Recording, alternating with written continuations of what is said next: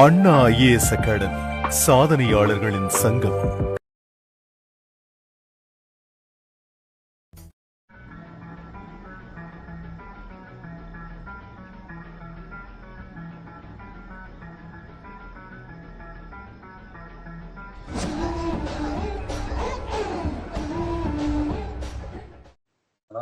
நம்ம இன்னைக்கு டாபிக் எடுக்க போறது என்ன அப்படின்னா, பயோடெக்னாலஜி, உயிரி தொழில்நுட்பவியல் அப்படின்ற டாபிக் நம்ம இன்னைக்கு எடுக்க போறோம்.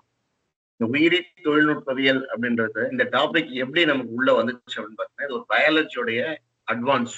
அதுதான் வந்து பாத்தீங்கன்னா பயோடெக்னாலஜி. சில டெக்னிக்ஸை உள்ள அப்ளை பண்ணி, ஜெனட்டிக்ஸ், பயாலஜி இது ரெண்டுத்தையும் ஒன்னா சேர்த்து கொண்டு வந்த ஒரு டாபிக் தான் எது அப்படின்னு பாத்தீங்கன்னா பயோடெக்னாலஜி. இந்த டாபிக்கை பொறுத்தவரை நம்ம என்ன பண்றோம் அப்படின்னா, இந்த டிஎன்பிசி பொறுத்தலும் 15 கொஸ்டின்ஸ் இதுல இருந்து கண்டிப்பா கேட்பாங்க. நமக்கு கொடுத்துருக்கிற ஹெட்டிங் வந்து பாத்தீங்கன்னா, என்னென்ன ஹெட்டிங் இருக்கும் அப்படின்னு பார்க்கும்போது உள்ள போனீங்க அப்படின்னா, ஃபர்ஸ்ட் ஒரு டிஎன்ஏ அப்ளிகேஷன்ஸ், நம்ம பயோடெக்னாலஜியோட அப்ளிகேஷன்ஸ் எங்கெங்கெல்லாம் நம்ம பண்ண போறோம் அப்படின்ற டாபிக்கை ஃபர்ஸ்ட் கொடுப்பாங்க. அதுக்கு அடுத்து நமக்கு என்ன கொடுப்பாங்க அப்படின்னு பாத்தீங்கன்னா, இந்த ஃபெர்மெண்டார் அப்படின்ற ஒரு டாபிக் கொடுப்பாங்க. அந்த ஃபெர்மெண்டார் வந்து நம்ம எப்படி அதிகமான அளவில் நம்ம பயன்படுத்துறோம், உயிரி தொழில்நுட்பவியல்ல எப்படி நம்ம பயன்படுத்துறோம், என்னென்ன ப்ராடக்ட் நம்ம உற்பத்தி பண்றோம் ஃபெர்மெண்டாரை வச்சு அப்படின்ற மாதிரி ஒரு கேள்வி கேட்பாங்க. அதுக்கப்புறம் வந்து இந்த பயோடெக்னாலஜில நம்ம என்ன முதல்ல பண்ண போறோம் அப்படின்னு பார்த்தோம்னா, ஃபர்ஸ்ட் ஒரு டிஎன்ஏவை மாடிஃபிகேஷன் பண்ண போறோம். அப்படி டிஎன்ஏவை மாடிஃபிகேஷன் பண்றதுக்கு பேர் என்ன அப்படின்னு சொன்னா, அதுக்கு பேர் ஆர்டிஎன்ஏ தொழில்நுட்பம் அப்படின்னு பேரு. இந்த ஆர்டிஎன்ஏ தொழில்நுட்பம்ன்றது ஏன் சார் நம்ம டிஎன்ஏ மாத்தணும் அப்படின்னா, ஒரு டிஎன்ஏ வந்து அங்க ஒரு செயல்படக்கூடிய ஒரு டிஎன்ஏவா இல்லாத பட்சத்துல அது செயல்படக்கூடிய டிஎன்ஏவா மாத்துறோம், ஒரு ஃபங்க்ஷனலா மாத்துறோம். இல்ல அப்படின்னா அங்க தேவையில்லாத ஒரு டிஎன்ஏ இருக்கும், அந்த இடத்துல வந்து ஒரு புது டிஎன்ஏவை நல்ல செயல்படக்கூடிய ஒரு டெசிரபிள், விரும்பத்தக்க ஒரு ஜீனை நம்ம கரெக்டா மாத்தி பொருத்தி அந்த இடத்துல இருந்து நம்ம ஒரு தேவையான பொருட்களை உற்பத்தி செஞ்சுக்க போறோம். அப்ப அந்த மாதிரியான ஒரு செயல்நுட்பத்துக்கு பேர் தான் என்ன அப்படின்னு சொன்னோம்னா ஆர்டிஎன்ஏ தொழில்நுட்பம் அப்படின்னு பேரு. அப்போ ஃபர்ஸ்ட் நம்ம பார்க்கும்போது இந்த பாயிண்ட்ல பாருங்க, ஒரு டிஎன்ஏ வந்து இயற்கையா இருக்கும், நமக்கு புரத உற்பத்தி இருக்கும், நிறைய புரோட்டீன்ஸ் சப்ஸ்டன்ஸ்லாம் இருக்கும். இப்போ நமக்கு பாத்தீங்கன்னா நிறைய புரோட்டீன் சப்ஸ்டன்ஸ், யூசபிள் புரோட்டீன் சப்ஸ்டன்ஸா இருக்கும். என்னென்னலாம் யூசபிள் புரோட்டீன் சப்ஸ்டன்ஸா இருக்கு அப்படின்னு பார்க்கும்போது, ஒரு வேக்சின் வந்து யூசபிள் புரோட்டீன், தடுப்பூசி நம்ம போட்டுக்கிறோம் இல்லையா, அந்த தடுப்பூசியே வந்து ஒரு புரோட்டீன் டைப் ஆஃப் மேனுஃபேக்சரிங் தான். அதே மாதிரி இன்சுலின் இருக்கு, அதுவும் புரோட்டீன் டைப் ஆஃப் மேனுஃபேக்சரிங் தான். அப்ப இந்த மாதிரி ஒரு டிஎன்ஏவை இயற்கையா நடைபெறும் புரத உற்பத்திய மனித விருப்பத்துக்கு ஏற்ற மாதிரி மாற்றும் முக்கியமான நிகழ்வு, முக்கியத்துவம் வாய்ந்த புரதமா மாற்றக்கூடிய இந்த செயல்முறைக்கு பேர் தான் நம்ம மரபு பொறியியல் அப்படின்னு நம்ம சொல்லுவோம். இந்த மரபு பொறியியலை பொறுத்தவரையிலும் பாத்தீங்கன்னா, ஒரு உயிரியை பிரிச்செடுத்து அது உள்ள இருக்கக்கூடிய சிற்றினத்தை, அதே உயிரினத்தை சிற்றினமா இருக்கலாம், இல்ல வேற ஒரு சிற்றினமா இருக்கலாம், அந்த டிஎன்ஏவை வேற ஒரு டிஎன்ஏல இருந்து நம்ம மாத்தி பொறுத்ததுக்கு பாத்தீங்கன்னா அதுக்கு பேர் வந்து, இப்போ உதாரணத்துக்கு பாத்தீங்கன்னா மனிதனுடைய ஜீன் இருக்கும், அந்த மனிதனுடைய ஜீன் எங்க இருக்கும் அப்படின்னு பாத்தீங்கன்னா டிஎன்ஏல இருக்கும். இந்த டிஎன்ஏக்குள்ள இருக்கிற அந்த ஜீனை மாத்தி பொருத்தணும். இப்ப எங்க எடுத்துன்னு பொருத்த போறோம்னா ஒரு பாக்டீரியாவுக்குள்ள பொருத்த போறோம். மனித ஜீன் எடுத்துன்னு ஏன் சார் பாக்டீரியாவுக்குள்ள பொருத்த போறோம்? அப்ப மனிதன் வேற சிற்றினம், பாக்டீரியா வேற சிற்றினமாச்சே. இப்போ இந்த ரெண்டு ஸ்பீஸ் வெவ்வேறு ஸ்பீஸ்ல எப்படி ஜீனை போய் மாத்தி பொருத்த போறீங்க, என்ன காரணம் அப்படின்னு பாத்தீங்கன்னா, இப்போ இந்த மனிதனுடைய ஜீன் எடுத்துன்னு போயிட்டு பாக்டீரியாவுக்கு பொருத்துறதால மனிதன் கிட்ட என்ன ஆல்பா செல், பீட்டா செல் என்ன வேலை செஞ்சுச்சோ அதே வேலையை பாக்டீரியாவில் செய்யும். அப்ப பாக்டீரியாவில் செய்யும் போது மனிதன் கிட்ட என்ன அந்த ஜீன் பண்ணுச்சு, இன்சுலின் உற்பத்தி பண்ணுச்சு, பீட்டா ஜீன். அப்ப அந்த பீட்டா ஜீன் எடுத்துன்னு போயிட்டு அப்படியே ஈக்குவலைக்குள்ள நம்ம பொருத்தணும் அப்படின்னா, பாக்டீரியாவுக்குள்ள பொருத்தணும் அப்படின்னா, ஆட்டோமேட்டிக்கா அது வந்து என்ன பண்ண போகுது அப்படின்னா இன்சுலினை உற்பத்தி பண்ணி தரும். நமக்கு எப்படி பாடியில நமக்கு என்ன ஃபங்க்ஷன் அந்த செல் பண்ணுதோ அதே ஃபங்க்ஷன் அந்த பாக்டீரியா பண்ணும். அப்ப அந்த பாக்டீரியா பண்ணும்போது அதை நிறைய வேல்யூபிள் சப்ஸ்டன்ஸ் நம்ம மாத்திக்க போறோம். அப்ப வேல்யூபிள் சப்ஸ்டன்ஸா மாத்துறதுல நமக்கு என்ன கிடைக்க போகுது அப்படின்னா, வேக்சின்ஸ், மருந்து வந்து நம்ம தயாரிச்சுக்கலாம். நம்ம இன்சுலினை வந்து யாருக்கு ஒருத்தர் நமக்கு தெரியும், இன்சுலின் பற்றாக்குறையால் நமக்கு என்ன நோய் ஏற்படும் அப்படின்னு நமக்கு நல்லா தெரியும். இன்சுலின் பற்றாக்குறையால் ஏற்படக்கூடிய நோய் எப்படி பார்க்கும்போது நமக்கு டயபெட்டிக் மெலிட்டஸ் அப்படின்ற நோய் ஏற்படும். அப்ப அதை சரி பண்றதுக்கு நம்ம என்ன பண்றோம் அப்படின்னா இன்சுலின் வந்து நம்ம கொடுப்போம். இப்ப இந்த இன்சுலின் அதிகமான அளவுல உற்பத்தி பண்ணணும் அப்படின்னா இந்த ஜீனை நம்ம வந்து மாத்தி பொறுத்ததுனால நமக்கு கிடைக்கும் அப்படின்னு நம்ம பார்க்கலாம். அது மட்டும் இல்லாம இந்த மரபு பொறியியல்ன்றது என்ன அப்படின்னா, இது வந்து மரபு பொறியியல் வந்து மறுசேர்க்கை டிஎன்ஏ. மறுசேர்க்கை டிஎன்ஏ அப்படின்றது வந்து இப்ப ஆர்டிஎன்ஏ நம்ம சொல்றோம். இந்த ஆர்டிஎன்ஏ நுட்பம், உயிரி தொழில்நுட்பம் அப்படின்ற மாதிரி இது பேர் வைப்பாங்க. மறுசேர்க்கை தொழில்நுட்பம். அப்ப மரபு பொறியியல்ன்றது வந்து ஜெனடிக் இன்ஜினியரிங். மறுசேர்க்கை டிஎன்ஏன்றது ரீகாம்பினன்ட் டிஎன்ஏ. அப்ப இந்த ரெண்டுமே வந்து என்ன அப்படின்னு சொன்னா பயோடெக்னாலஜியோட ஒரு அங்கங்கள். கேள்வி எப்படி கேட்பாங்க அப்படின்னா, பயோடெக்னாலஜியோட அங்கங்கள்னா என்ன அப்படின்னு கேட்பாங்க. So what is the division of biotechnology அப்படின்னு கேட்பாங்க. ஸோ இப்போ rDNA technology and genetic engineering தான் வந்து பாத்தீங்கன்னா இட்ஸ் டிவிஷன் ஆஃப் பயோடெக்னாலஜி அப்படின்றத நம்ம தெரிஞ்சுக்கணும். அடுத்த பாயிண்ட் பாருங்க. இதுல பல்வேறு பொருட்கள் உற்பத்திக்காகவும் சேவைக்காகவும் உயிரினுடைய பண்புகளை பயன்படுத்திக் கொள்ளும் பல வகையான தொழில்நுட்பங்களை உள்ளடக்கிய உயிரி தொழில்நுட்பங்கள் தான் எது அப்படின்னு பாத்தீங்கன்னா பயோடெக்னாலஜி. பல்வேறு பொருட்களின் உற்பத்தி, என்னென்ன பல்வேறு பொருட்களின் உற்பத்தி, வேக்சின், அதுக்கப்புறமா வந்து என்சைம்ஸ், நிறைய என்சைம்ஸ் மேனுஃபேக்சரிங் பண்றாங்க. அசிட்டிக் ஆசிட், லாக்டிக் ஆசிட், அதுக்கப்புறமா நைட்ரிக், என்னென்ன ஆசிட்லாம் நமக்கு தேவையோ அதெல்லாம் வந்து ஃபெர்மெண்டேஷன் முறையில நம்ம என்ன பண்ணிக்கலாம் அப்படின்னா அதை நம்ம உற்பத்தி பண்ணிக்கலாம். இந்த மாதிரி நிறைய யூசஸ் வந்து பயோடெக்னாலஜில இருக்கு. ஒரு உயிரினத்துடைய மரபு தகவல்களை அதனுடைய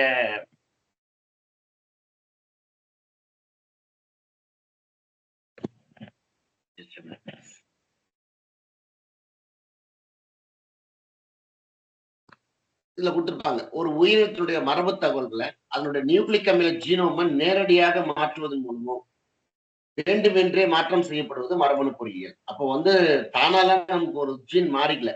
அதாவது வந்து நம்ம என்ன சொல்லுவோம் அப்படின்னா, ஒரு ஒரு செல் எடுத்துட்டோம்னா அந்த செல்லுக்குள்ள டிஎன்ஏ எங்கெல்லாம் இருக்குது அப்படின்னு நமக்கு பாத்தீங்க அப்படின்னா, அது ஒரு ஹியூமன் செல்லா இருந்துச்சுன்னா அது டிஎன்ஏ எங்க இருக்கும் அப்படின்னா நியூக்ளிக் அமிலத்துல இருக்கும். அப்ப அந்த நியூக்ளிக் அமிலத்துல இருக்கக்கூடிய ஜீனோமை மாத்திரத்தால நம்ம ஏற்படுத்தக்கூடிய ஒரு செயல்திறன், ஒரு உயிரில் இருக்கக்கூடிய அந்த நியூக்ளிக் அத டிஎன்ஏவை நம்ம மாத்தி பொருத்தக்கூடிய அந்த செயல்பாடுக்கு பேர் தான் என்ன சொல்றோம்னா ஜெனடிக் இன்ஜினியரிங் அப்படின்ற ஒரு வார்த்தையை நம்ம சொல்றோம். அப்ப ஜெனடிக் இன்ஜினியரிங்ன்ற வார்த்தை நமக்கு எங்க செயல்படுது அப்படின்னு பார்க்கும்போது மரபு பொருள் டிஎன்ஏவை நம்ம மாத்திரத்தால அதுக்கு ஏற்படக்கூடிய அந்த செயல்பாடுக்கு பேர் தான் என்ன அப்படின்னா ஜெனடிக் இன்ஜினியரிங் அப்படின்றது சொல்றோம். ஜெனடிக் இன்ஜினியரிங் பொறுத்தவரைக்கும் பாத்தீங்கன்னா ரெண்டு ஃபீல்டு இருக்கு. ஒரு ஃபீல்டு என்ன அப்படின்னா மறுசேர்க்கை தொழில்நுட்பம் அப்படின்னு சொல்லுவாங்க. இது வந்து பாத்தீங்கன்னா மரபியல் ஆராய்ச்சிக்கு மிகப்பெரிய அளவில் அப்ளைடு பயாலஜிக்கு இது பயன்படுத்துறாங்க. அப்ளைடு பயாலஜி அப்படின்னு ஒரு வார்த்தை கொடுத்துருக்கோம். அப்ப மறுசேர்க்கை தொழில்நுட்பன்றது ஆராய்ச்சிக்கும் நடைமுறை உயிரியல் அப்ளைடு பயாலஜிக்கும் நமக்கு நிறைய பயன்படுது. அப்போ ஆர்டிஎன்ஏ டெக்னாலஜி எங்கெங்கெல்லாம் பயன்படுதுன்ற கேள்வி கேட்பாங்க. அப்போ ஆர்டிஎன்ஏ டெக்னாலஜி நமக்கு எங்கெங்கெல்லாம் பயன்படுது, மறுசேர்க்கை தொழில்நுட்பம் எங்கெல்லாம் பயன்படுது அப்படின்னு பார்க்கும்போது அப்ளைடு பயாலஜில நமக்கு பெரும்பாலும் பயன்படுகிறது அப்படின்றத நம்ம தெரிஞ்சுக்கணும். அதுக்கடுத்து உயிரி தொழில்நுட்பவியல் அப்படின்றது வந்து எத்தனை பிரிவுகளை உள்ளடக்கியது அப்படின்னு சொன்னா பயன்பாட்டு உயிரியல் அப்படின்னு சொல்லக்கூடிய ஒரு பிரிவு. பயன்பாட்டு உயிரியல் அப்படின்றது என்னன்னா அப்ளைடு பயாலஜி. செயல்முறை அறிவியல் இது வந்து பாத்தீங்கன்னா பிராக்டிகல் சயின்ஸ். அப்போ ரெண்டு டெக்னிக்ஸ் உள்ளடக்கியது. அப்போ பயோடெக்னாலஜி எத்தனை டெக்னிக்ஸ் மெயினா உள்ளடக்குனது அப்படின்னு பார்க்கும்போது அப்ளைடு பயாலஜி பயன்பாட்டு உயிரியலையும் பிராக்டிகல் சயின்ஸ் ரெண்டு டெக்னிக்கையும் உள்ளடக்குனது தான் எது அப்படின்னு பாத்தீங்கன்னா உயிரி தொழில்நுட்பவியல். இந்த உயிரி தொழில்நுட்பவியல் அப்படின்ற சொல்ல யார் உருவாக்குனாங்க அப்படின்னு பார்க்கும்போது கார்ல் எர்கே அப்படின்னு சொல்லக்கூடிய ஒரு சயின்டிஸ்ட் தான் என்ன பண்ணுவார் அப்படின்னா உயிரி தொழில்நுட்பவியல் அப்படின்ற சொல்ல வந்து உருவாக்குவார். அவர் பேர் நல்ல ஞாபகம் வச்சுங்க, Karl Ereky. The term biotechnology was introduced by Karl Ereky. இப்ப இந்த சார் எங்களுக்கு என்ன சார் ஒண்ணுமே புரியல, பயோடெக்னாலஜின்னு சொல்றீங்க இப்படின்னா என்ன சார் அப்படின்னா, ஒரு சில காலங்களுக்கு முன்னாடி வந்து பாத்தீங்கன்னா நம்ம முன்னோர்கள் நம்ம செஞ்ச செயல்பாடுகள்லாம் வந்து பாத்தீங்கன்னா ட்ரெடிஷ்னல் பயோடெக்னாலஜியா இருந்துச்சு. உதாரணத்துக்கு பாத்தீங்கன்னா நம்ம இட்லி எல்லாம் தோசை எல்லாம் தயார் பண்ணுவோம். தோசை எல்லாம் எப்படி தயார் பண்றோம் அப்படின்னு பாத்தீங்கன்னா முதல் நல்ல அரிசியை நல்லா மாவை அரைச்சு அதை எடுத்து அப்படியே ஒரு ஒரு பாத்திரத்துல போட்டு வச்சுட்டு மேல மூடி துணி கட்டி வச்சிருவாங்க. மறுநாள் பாத்தீங்கன்னா அது நல்லா புசு புசு நல்லா அப்படியே பொங்கி வரும். அப்போ இது உள்ள என்ன நடந்துச்சு அப்படின்னு பார்க்கும்போது பாத்தீங்கன்னா உள்ள வந்து பாத்தீங்கன்னா ஃபெர்மெண்டேஷன்ற ப்ராசஸ் நடந்துச்சு. அப்ப அந்த ஃபெர்மெண்டேஷன்ற ப்ராசஸ் எப்படி நடக்குது அப்படின்னு பார்க்கும்போது உள்ள வந்து ஒரு பாக்டீரியா ஈஸ்ட் இருக்கு. அப்ப அந்த பாக்டீரியாவோ ஈஸ்டோ ஃபெர்மெண்டேஷன் பண்ணுது ஒரு பொருள்ல. அது கார்போஹைட்ரேட் சப்ஸ்டன்ஸா இருக்கலாம். அப்ப அந்த கார்போஹைட்ரேட் சப்ஸ்டன்ஸ் என்ன நடக்குது அப்படின்னா ஒரு அந்த பாக்டீரியாவோ ஈஸ்டோ அது மேல செயல்படும் பொழுது ஆக்சிடேஷன் ஆயிட்டு ஆசிடும் கார்பன் டை ஆக்சைடும் ப்ரொடியூஸ் ஆகும். ஆசிடும் கார்பன் டை ஆக்சைடும் ப்ரொடியூஸ் ஆகும். சில நேரங்கள்ல லைட்டா ஆல்கஹால் ப்ரொடியூஸ் ஆகும். சோ இந்த நிகழ்வுக்கு பேர் தான் என்ன அப்படின்னா நொதித்தல் அப்படின்றத நம்ம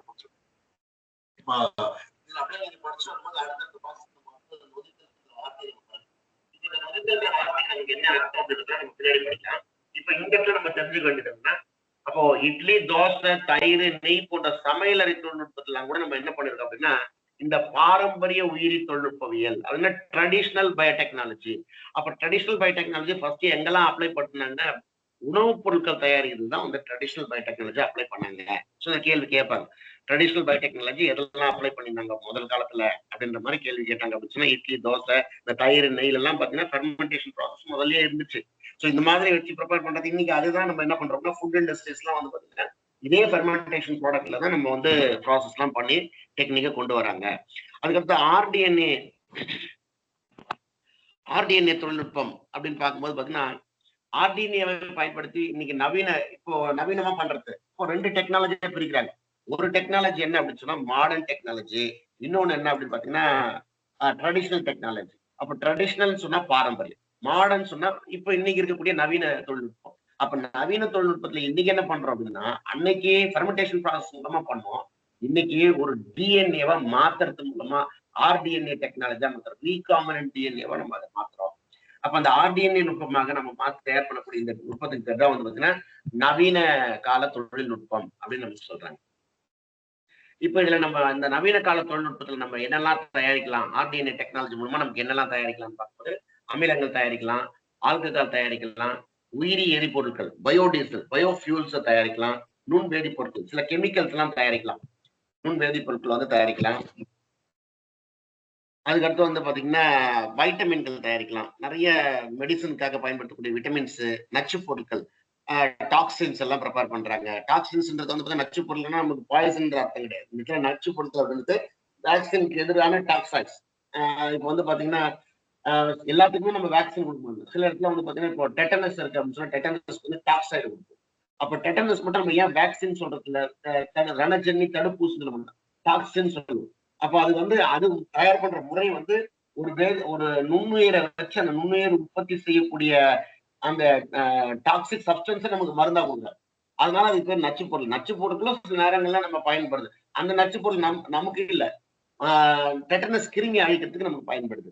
அப்ப இந்த மாதிரியான பொருட்கள் எல்லாமே இதன் மூலமாக தயாரிக்கப்படுகிறது அப்படின்னு நமக்கு பார்க்கும்போது பாத்தீங்கன்னா மறு டிஎன்ஏ தொழில்நுட்பம் மூலமாக நமக்கு தயாரிக்கப்படுகிறது.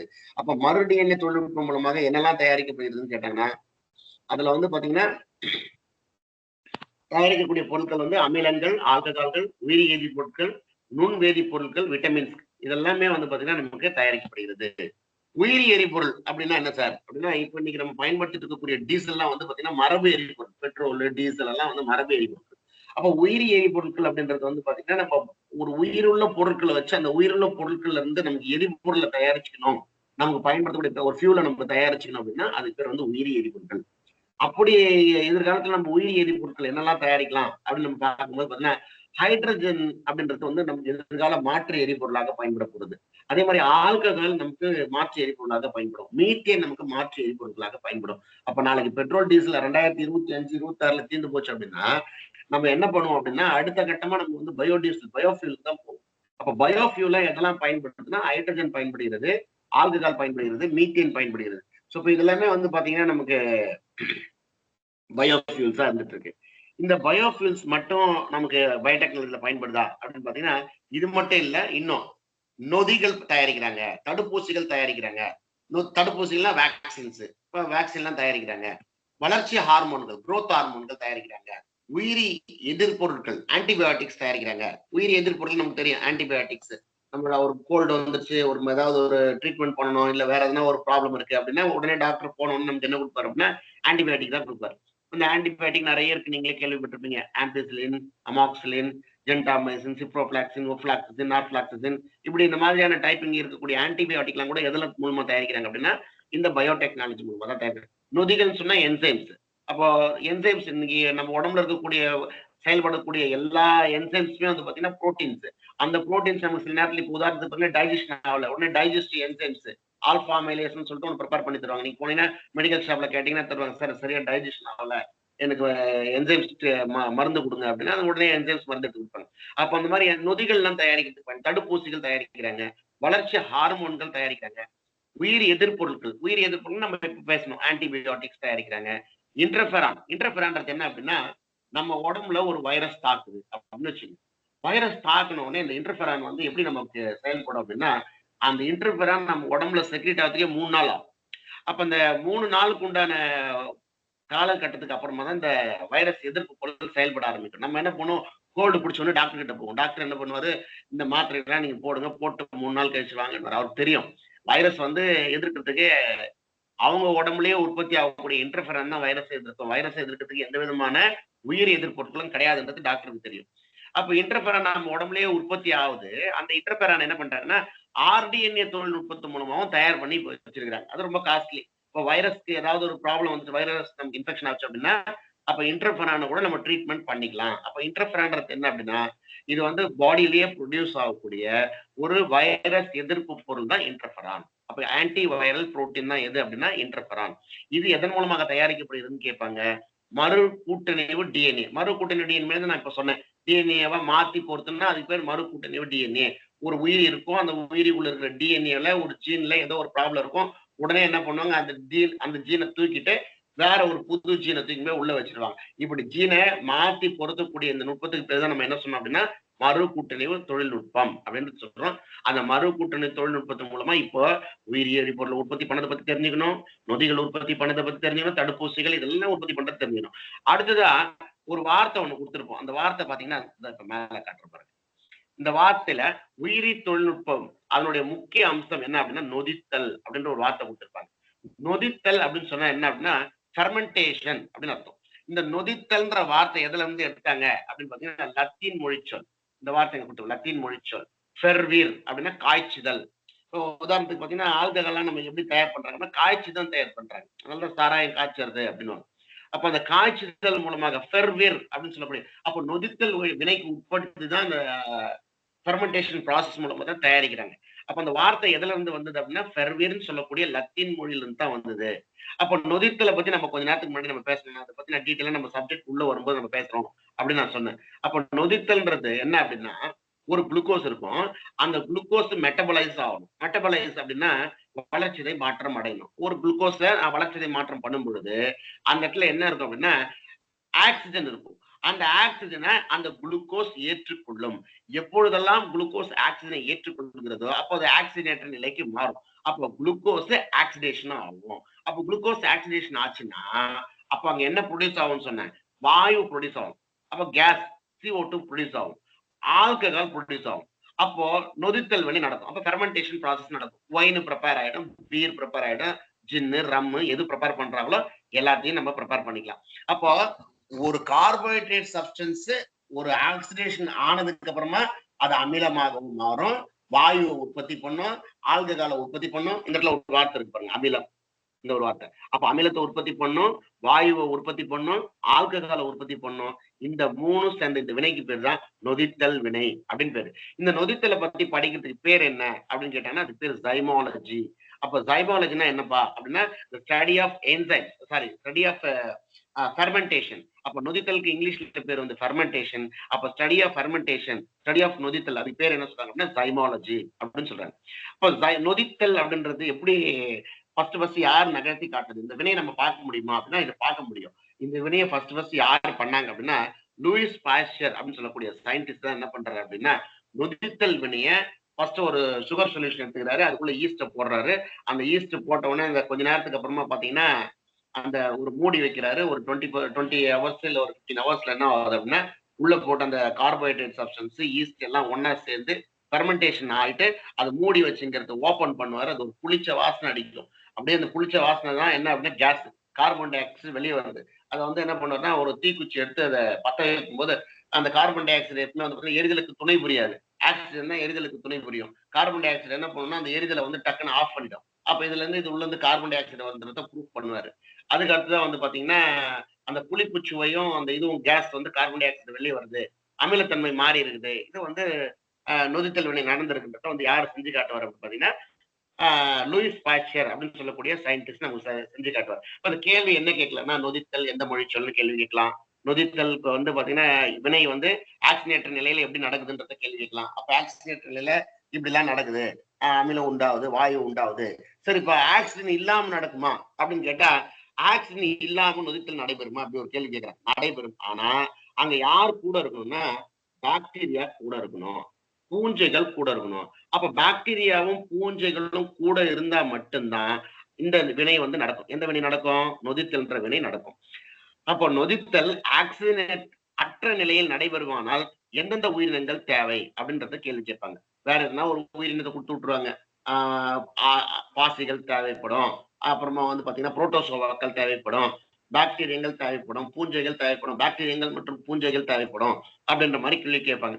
அப்ப கேள்வி கேட்கும்போது பாத்தீங்கன்னா நொதித்தல் வினைக்கு கண்டிப்பாக பயன்படக்கூடிய 2 உயிரினங்கள் எது அப்படின்னு பாத்தீங்கன்னா பாக்டீரியங்களும் பூஞ்சைகளும் நொதித்தலுக்கு பயன்படுகிறது அப்படின்றத சொல்லிடணும்.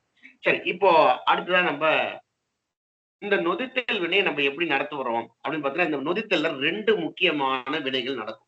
அந்த 2 முக்கியமான செயல்பாடுக்கு பேர் என்ன சொல்றாங்கன்னா அப்ஸ்ட்ரீம் ப்ராசஸ், இன்னொன்னு வந்து downstream process. Upstream process அப்படின்னா மேல்கால் பதப்படுத்துதல், டவுன் ஸ்ட்ரீம் ப்ராசஸ் அப்படின்னு சொன்னா கீழ்கால் பதப்படுத்துதல் அப்படின்னு சொல்றாங்க. அப்போ ரெண்டுத்துக்கும் என்ன ப்ராசஸ் பேர் பாருங்க. மேற்கால் பதப்படுத்துதல்ல என்னென்ன செயல்பாடுகள் இருக்கு அப்படின்னு கேட்பாங்க. இப்போ வந்து ஒரு பாத்தீங்கன்னா இது ஒரு நொதிக்கலன்னு வச்சுங்க. இப்ப நான் போடுறது வந்து ஒரு நொதிக்கலன். இது உள்ள வந்து நான் நொதித்தலுக்கு உண்டான வினைக்கு உண்டான பொருட்களை போடுறேன். அப்போ இந்த நொதிக்கலன் நான் ஃபெர்மெண்டார்னு பேரு. இந்த நொதிக்கலன்ல ஃபர்ஸ்ட் நான் என்ன பண்ண போறேன்னா நுண்ணுயிர்கள் இந்த கலன்ல எதுவும் இல்லாத அளவுக்கு நான் நீக்கம் பண்ணிடுறேன். ரெண்டாவது இதுக்கு தேவையான உள்ள போடக்கூடிய சப்ஸ்டன்ஸ் எல்லாம் நம்ம இன்கிரீடியன்ஸ் எல்லாம் நம்ம தயார்படுத்துறோம். அப்ப இந்த இன்கிரீடியன்ஸ் எல்லாம் என்ன அப்படின்னு பாத்தீங்கன்னா வளர்ப்பு நான் உள்ள போட இது வந்து நான் ஆக்சிஜன் அற்ற சூழ்நிலையில நான் வளர்க்க போறேன். அப்போ நொதிக்கலன் ஆக்சிஜன் அற்ற சூழ்நிலையில் நாம் வந்து ஃபெர்மெண்டேஷன் வினையின் மூலமாக சில பொருட்களை தயார் செய்வதற்காக நாம் இந்த நொதிக்கலனை பயன்படுத்துறது இந்த ஃபெர்மெண்டரை பயன்படுத்துறோம். அப்ப லேபரட்டரியில ஆய்வக முறையில நொதித்தலை நம்ம செயல்படுத்தி நம்ம நிறைய ப்ராடக்ட் நம்ம உற்பத்தி பண்ண போறோம்.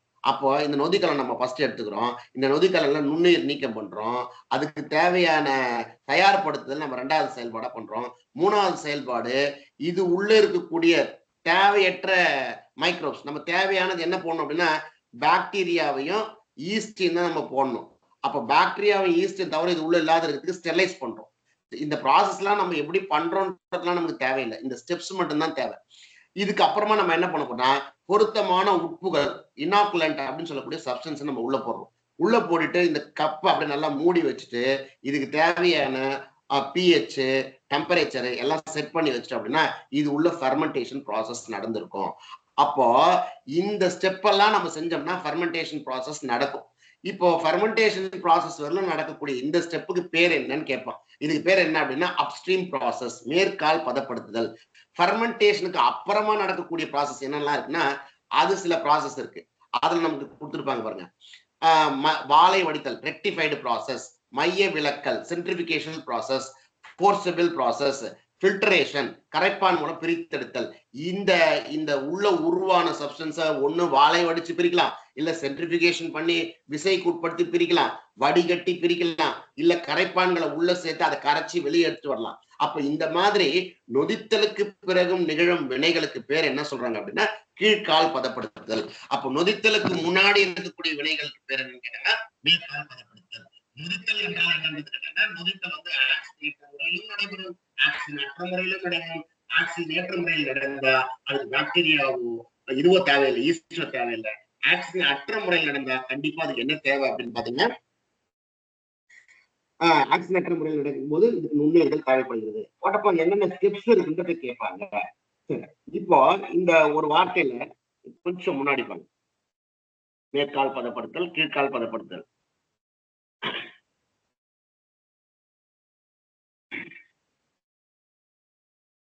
இந்த வினைப்படு பொருட்கள் இந்த ஒரு பாயிண்ட் விட்டுருப்பாங்க.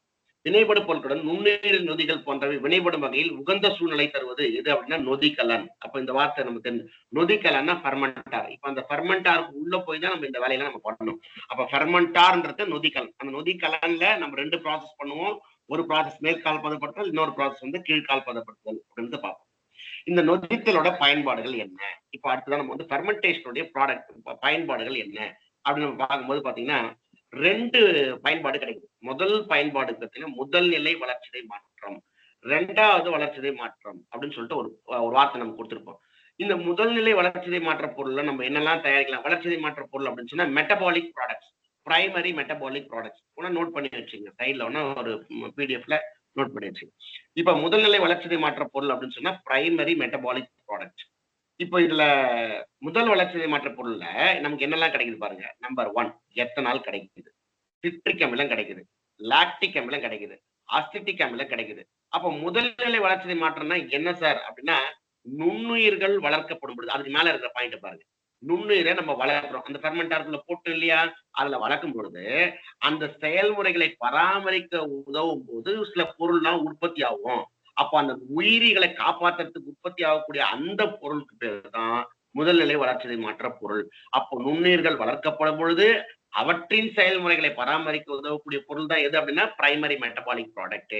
அப்போ நொதிக்கலங்கள்ல பிரைமரி மெட்டபாலிக் ப்ராடக்டா நமக்கு எதெல்லாம் கிடைக்குது அப்படின்னு நம்ம பார்க்கும்போது நமக்கு எதெல்லாம் கிடைக்குது அப்படின்னா எத்தனால் கிடைக்குது, சிட்ரிக் அமிலம் கிடைக்குது, லாக்டிக் அமிலம் கிடைக்குது, அசிட்டிக் அமிலம் கிடைக்குது. அப்ப இந்த ப்ராடக்ட் எல்லாம் என்ன அப்படின்னு பாத்தீங்கன்னா முதல் நிலை வளர்ச்சிதை மாற்ற பொருட்கள். ரெண்டாவது, இப்போ நுண்ணுயிரின் வளர்ச்சிதை மாற்றத்திற்கு தேவைப்படாத பொருட்கள் கொடுத்துருப்பாங்க இந்த இடத்துல. அப்போ நுண்ணுயிர் உள்ள நம்ம போட்ட இல்லையா ஈஸ்ட் பாக்டீரியா, அந்த பாக்டீரியாவுக்கு தேவைப்படாத பொருட்கள் உள்ள இருக்கும். அந்த பொருள்லாம் யாருக்கு பயன்படும்னா அதுக்கு பயன்படாது, ஆனா அதனுடைய ப்ராடக்ட் நமக்கு பயன்படும். அப்படி தயார் பண்ற அந்த ப்ராடக்ட் தான் எதுன்னா ஆன்டிபயோட்டிக், விட்டமின், ஆல்கலாய்ட்ஸ், அதுக்கப்புறமா வந்து பாத்தீங்கன்னா நச்சு நிறமிகள், டாக்ஸிக் பிக்மெண்ட்ஸ். ஸோ இதெல்லாமே வந்து பாத்தீங்கன்னா இந்த 4 ஐட்டமும் எது அப்படின்னா செகண்டரி மெட்டபாலிக் ப்ராடக்ட்ஸ். அப்ப கேள்வி என்ன கேட்பாங்கன்னா, அப்போ during the time of fermentation during the time of fermentation, citric acid is obtained. This product is a primary metabolic product. This statement is true or false அப்படின்னு கேட்பாங்க. இல்லனா alkaloid is obtained from the fermenter. அல்கலாய்டுகள் பிரித்தெடுக்கப்படுகிறது. இது இரண்டாம் நிலை metabolic புரதங்களா, இரண்டாம் நிலை பொருளா, இல்ல முதல் நிலை வளர்ச்சிதை மாற்ற பொருளா, இப்படின்ற மாதிரி இதுல இருந்து கேள்வி கேட்கலாம். இதெல்லாம் வந்து ஒரு கொஸ்டின் ஏரியாவா இருக்கக்கூடிய பகுதிகள். இந்த இடத்துல நல்லா பாத்துங்க. அதுக்கு அடுத்தது வந்து பாத்தீங்கன்னா இந்த நுண்ணுயிர்கள் வளர்க்கப்படும் போது உருவாகும் நொதிகள் இருக்கு இல்லையா, நொதிகள். அப்ப வளர்க்கும் போது சில என்சைம்ஸ் எல்லாம் உருவாது இல்லையா, இந்த நொதிகளுக்கு பேர் என்ன சொல்றாங்கன்னா நுண்ணுயிர் நொதிகள் அப்படின்னு சொல்றாங்க. அப்ப வாட் இஸ் நுண்ணுயிர் நொதிகள்? மைக்ரோபியல் என்சைம்ஸ் அப்படின்னா அந்த அது உற்பத்தி பண்ணக்கூடிய நொதிகள் நுண்ணுயிர் நொதிகள். அந்த நொதிகள்ல வந்து பாத்தீங்கன்னா உதாரணத்துக்கு புரோட்டியேஸ், அமைலேஸ், ஐசோமரேஸ், லைபேஸ், இதெல்லாமே வந்து பாத்தீங்கன்னா நுண்ணுயிர் நொதிகளுக்கு உதாரணம். இந்த நுண்ணுயிர் நொதிகளையும் நம்ம பயன்படுத்திக்கலாம். இந்த நுண்ணுயிர் நொதிகள் வந்து பாத்தீங்கன்னா மெடிசினலி வெரி இம்பார்ட்டன்ட். மெடிசினலி இம்பார்ட்டன்ட் என்சைம்ஸையும் இந்த ஃபெர்மெண்டார் மூலமா தயார் செஞ்சுக்கலாம். அது மட்டும் இல்லாம நுண்ணுயிர்கள் வேற எங்க பயன்படுது அப்படின்னு பார்க்கும்போது பயன்பாடுகள்ல ஃபர்ஸ்ட் பாயிண்ட்ல பாருங்க, உயிர் திரள் உற்பத்தி அப்படின்றது ஒரு பாயிண்ட் கொடுத்திருப்போம். இந்த உயிர் திரள் உற்பத்தி அப்படின்னா என்ன அப்படின்னா, ஒரு சின்ன செல் இருக்கு அப்படின்னா அந்த செல்லை மல்டிபிளிகேஷன் ஆக்கி நிறைய செல்லா மாத்தினா அதுக்கு பேர் திரட்சி. அப்போ உயிர் திரள், அப்போ நுண்ணுயிர் தான், ஆனா சின்ன உயிர் தான். அந்த நுண்ணுயிரியே நம்ம என்ன பண்றோம்னா நிறைய உற்பத்தி பண்றோம். அப்போ அது என்னவா மாறுதுன்னா பயோமாஸா மாறுது. அப்போ பயோமாஸ்னா என்ன அப்படின்னா நுண் உயிர் திரள். இந்த பயோமாஸா வந்து ஏன் சார் இது நிறைய உற்பத்தி பண்றோம் அப்படின்னா, அதுல ஒரு செல்லுல வந்து பாத்தீங்கன்னா நிறைய புரதம் இருக்கு. ஒரு சின்ன செல்ல நிறைய புரதம் இருக்கு. அப்ப அது நிறைய செல்லா உற்பத்தி பண்ணும்போது அதுல வந்து என்ன பண்ணலாம் அப்படின்னா நிறைய புரதங்கள் எடுக்கலாம். அப்ப நமக்கு தேவையான புரதத்துக்கு உண்டான குறைபாடுகளுக்கு உண்டான நோய் எல்லாம் கூட நம்ம சரி பண்ணிக்கலாம். அப்போ அந்த ஒரு செல்லுல இருந்து நம்ம எடுக்கக்கூடிய அந்த புரதத்துக்கு பேர் என்ன சொல்றாங்க அப்படின்னா ஒற்றை செல் புரதம், சிங்கிள் செல் புரோட்டீன். அப்போ நுண்ணுயிர் திரள் உற்பத்தியின் மூலமாக பெறப்படும் புரதம் எதுன்னு கேள்வி கேட்பான். அப்போ நுண்ணுயிர் திரள் உற்பத்தியின் மூலமாக பெறப்படும் புரதம் ஒற்றை செல் புரதம். இன்னொரு பேர் என்ன சொல்றாங்கன்னா சிங்கிள் செல் புரோட்டீன் அப்படின்னு சொல்றாங்க. சோ அப்போ இந்த சிங்கிள் செல் புரோட்டீன் வந்து இந்த கேள்விகள் கேட்கலாம். அப்போ நொதித்தலுடைய பயன்பாடுகள், சிங்கிள் செல் புரோட்டீன் எதன் மூலமாக தயாரிக்கப்படுகிறது? நொதித்தல் மூலமாக தயாரிக்கப்படுகிறது. அசிட்டிக் அமிலம், சிட்ரிக் அமிலம், லாக்டிக் அமிலம் மற்றும் எத்தனால் எதன் மூலமாக தயாரிக்கப்படுகிறது? நொதித்தல் மூலமாக தயாரிக்கப்படுகிறது. இது முதல்நிலை வளர்ச்சிதை மாற்ற பொருளா, இரண்டாம் நிலை வளர்ச்சிதை மாற்ற பொருளா? முதல்நிலை வளர்ச்சிதை மாற்ற பொருள். அப்புறம் ஆன்டிபயோட்டிக்ல என்ன பொருள், விட்டமின்கள் என்ன பொருள், அல்கலாய்டுகள் என்ன பொருள், நச்சு நிறமிகள் என்ன பொருள் கேட்டா இரண்டாம் நிலை வளர்ச்சிதை மாற்ற பொருட்கள். அதுக்கப்புறமா வந்து பாத்தீங்கன்னா நொதிகள் மூலமாக தயாரிக்கப்படும் சாரி நொதித்தல் மூலமாக தயாரிக்கப்படும் நுண்ணுயிர் நொதிகள் எதெல்லாம் எது அப்படின்னு கேட்டாங்கன்னா அமைலேஸ், புரோட்டியேஸ், இதெல்லாம் வந்து பயன்படுகிறது. ஸோ இந்த பாயிண்ட் நம்ம எல்லாம் தெரிஞ்சுக்கணும். அடுத்ததா வந்து சிங்கிள் செல் புரோட்டீன் நம்ம இப்ப பார்த்தோம் இல்லையா, அதை பத்தி ஒரு பாயிண்ட் கூடுதலா கொடுத்துருந்தோம். அதுல புரத குறைபாட்டிற்கான தீர்வு அதுன்னு சொல்லி புரோட்டீன் எனர்ஜி மால்நியூட்ரிஷன் நீங்க படிச்சிருப்பீங்க, நம்ம பிலிம்ஸ்க்கு படிக்கும்போது நம்ம படிச்சிருப்பீங்க. அதுல என்ன கொடுத்திருப்பாங்க அப்படின்னா கவாஷியர்கார் மராஸ்மஸ் அப்படின்னு ஒரு டிசீஸ் படிச்சிருப்பீங்க. இந்த கவாஷியர்கார் மராஸ்மஸ் அப்படின்றது வந்து பாத்தீங்கன்னா புரத குறைபாட்டு நோய். அப்ப இந்த புரத குறைபாட்டு நோய்க்கு நம்ம எதை ட்ரீட்மெண்ட் பண்ணலாம் அப்படின்னா சிங்கிள் செல் புரோட்டீன் வச்சு நம்ம ட்ரீட்மெண்ட் பண்ணிக்கலாம். அப்ப தனிசெல் இந்த வந்து தனிசெல் எதுல இருந்தெல்லாம் தயாரிக்கிறாங்கன்னா பாக்டீரியால இருந்து தயாரிக்கிறாங்க, ஆல்கைல இருந்து தயாரிக்கிறாங்க, ஃபங்கஸ்ல இருந்து தயாரிக்கிறாங்க, இதுல இருந்து தயாரிக்கிறாங்க. அப்ப இதுக்கு பேர் என்ன அப்படின்னு பார்க்கும்போது பாத்தீங்கன்னா இதுல பாருங்க, இப்ப பாருங்க, தனிச்செல் புரதம் இது பாக்டீரியா. பாக்டீரியா வச்சு இதெல்லாம் தயாரிக்கிறாங்க அப்படின்னு பார்த்தீங்கன்னா மெட்டிலோபில்லஸ், மெட்டிலோட்ரோபஸ், செல்லுலோமோனஸ், அல்கலிஜின்ஸ் 3 பாக்டீரியா நல்லா ஞாபகம் வச்சுக்கணும். அப்போ மெட்டிலோபில்லஸ்னு ஒரு பாக்டீரியா, மெட்டிலோட்ரோபஸ்னு ஒரு பாக்டீரியா, செல்லுலோமோனஸ், அல்கலிஜின்ஸ்னு ஒரு பாக்டீரியா. அப்ப இந்த 3 பாக்டீரியாவும் நமக்கு தனிச்செல் புரதத்தை உற்பத்தி செய்ய பயன்படக்கூடிய பாக்டீரியாவா இருக்கு. அப்ப இந்த 3 பாக்டீரியா நம்ம தெரிஞ்சு வச்சுக்கணும். என்ன பாக்டீரியான்றதை கேட்பாங்க. இது பேர் வாயிலெல்லாம் வரல சார், என்னால படிக்க முடியலாம் விட்டுறாதீங்க. மெட்டிலோபில்லஸ் பாக்டீரியா ஒற்றை செல் புரதம் தயாரிக்கும் பாக்டீரியாவா பூஞ்சியான்னு கேட்பாங்க. அப்ப இந்த பாக்டீரியான்றது உங்களுக்கு தெரியணும். செல்லுலோமோனஸ், அல்கலிஜின்ஸ்ன்றது ஆல்கையா, பாக்டீரியாவா, பூஞ்சியான்னு கேட்பாங்க. சிங்கிள் செல் புரோட்டீன் உற்பத்தி செய்யக்கூடியது. அப்ப எதுன்னு கேட்கும்போது இந்த வார்த்தையை நல்லா ஞாபகம். அப்ப சிங்கிள் செல் புரோட்டீன் உற்பத்தி செய்யும் பாக்டீரியாக்கள் கீழ்கண்டவற்றில் எதுன்னு கேட்டாங்கன்னா மெட்டிலோபில்லஸ், மெட்டிலோட்ரோபஸ், செல்லுலோமோனஸ், அல்கலிஜின்ஸ் அப்படின்றத ஞாபகம் வச்சுக்கணும். அதுக்கடுத்து சிங்கிள் செல் புரோட்டீனை உற்பத்தி செய்ய உதவும் பூஞ்சைகள் அடுத்த கொஸ்டின் கேட்டிருக்காங்க. அப்போ சிங்கிள் செல் புரோட்டீனை உற்பத்தி செய்யக்கூடிய பூஞ்சைகள் எது அப்படின்னா அகாரிகஸ் கம்பஸ்ட்ரிஸ் அப்படின்னு சொல்லக்கூடிய ஒரு பூஞ்சை, சாக்ரோமைசிஸ் செர்விசியேன்னு ஒரு பூஞ்சை, கேண்டிடா யூட்டிலிட்டிஸ்னு ஒரு பூஞ்சை. இந்த 3 பூஞ்சையுமே ஒற்றை செல் புரதங்களை தயாரிக்க உதவும் பூஞ்சைகள். முதல்ல பார்த்தது பாக்டீரியா. அப்போ ஒற்றை செல் இது தயாரிக்கக்கூடியது பாக்டீரியா எதுன்றதை பார்த்தோம். இப்ப இந்த இடத்துல எது பாக்குறோம் அப்படின்னா ஃபங்கஸ். ஃபங்கஸ்னா என்ன? ஆல்கை. ஆல்கைனா பூஞ்சை, சாரி ஃபங்கஸ்னா வந்து பூஞ்சை. அடுத்ததான் நம்ம பார்க்க போறது வந்து ஆல்கை. ஆல்கைன்றது வந்து பாசிகள். இப்ப பாசிகள்ல பாருங்க ஸ்பைருலினா, குளோரெல்லா, கிளாமிடோமோனஸ் இதெல்லாமே வந்து பாத்தீங்கன்னா ஒற்றை செல் தயாரிக்க உதவும் ஆல்கை. அப்போ பாசிகள் எது, பூஞ்சைகள் எது, பாக்டீரியாக்கள் எது, இதெல்லாம் வந்து ஒற்றை செல் புரதங்கள் தயாரிக்க உதவுகின்றது அப்படின்ற மாதிரி கேள்வி கேட்பாங்க. சோ நம்ம இதை தெரிஞ்சு வச்சுக்கணும். அடுத்ததா வந்து பாருங்க